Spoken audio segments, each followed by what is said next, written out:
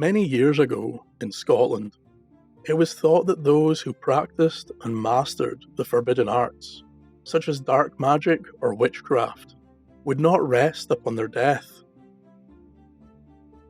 In many tales, it was thought that the wizard or witch would only have a short time to return. If the body was buried or entombed, the master of dark magic would rest like any other. But between death and burial, their occult knowledge would allow them to return once more to the world of the living. Some, it was said, would go on to become immortal, but these were only the most powerful of sorcerers. Most could only last a few hours or a few days, and then only to settle unfinished business. So it was safe to say that in Scotland, sometimes death was far from the end of life. This, I hope, is conferred to you through these short tales.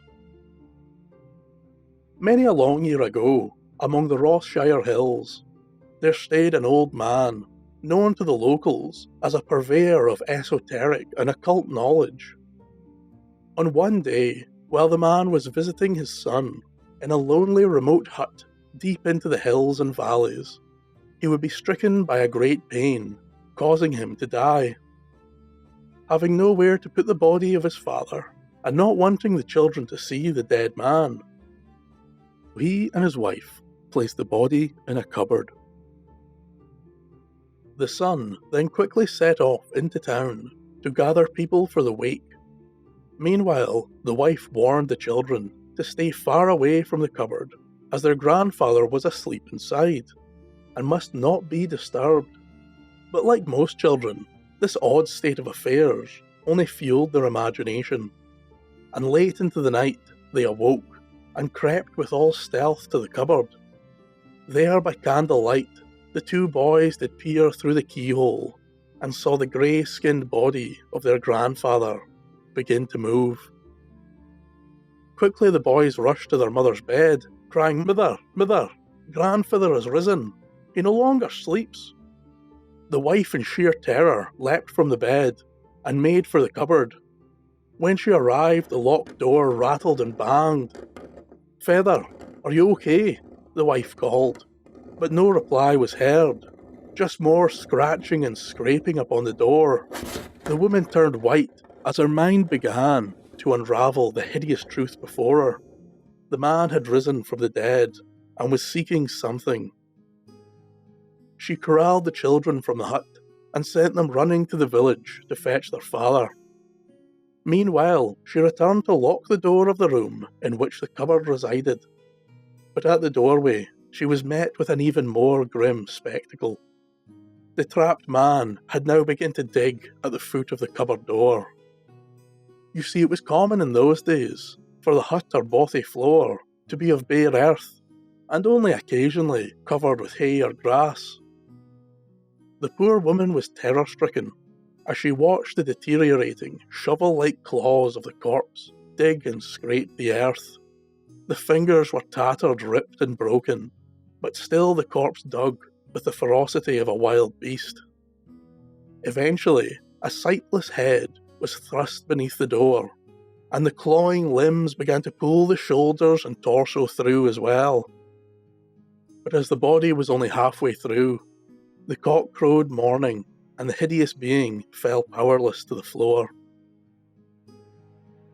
In the morning, the son returned to find the body laying in a small pit beneath the cupboard door, and his wife at the entrance to the room, shaking uncontrollably. The old man was given a proper burial on the hill that day, and the nature and purpose of his return is still subject to rumours and suspicions. It was thought by some that the indignity of being stored in a cupboard upon death was the reason the corpse seemed determined to escape, but none can be sure of its true intention. It was said by the locals that from that day on, the pit beneath the door could never be filled. Any soil put into it would disappear overnight, as if the spirit of the man still dwelt in that hole and desired to remain there undisturbed. They say a stone was erected at the burial site in remembrance of the man, but that location is no longer known, or the stone has since been moved. A strange tale from another part of Scotland may give a more fanciful explanation for the movement of the stone, and once again show the restlessness of the dead. On the Isle of Tyree, there was once a grave, which belonged to a man who was accused of dabbling in the dark arts. Upon that grave was placed a grand headstone, as the man was of a notable wealth. But each night the stone would move, as if the very earth beneath it had shifted.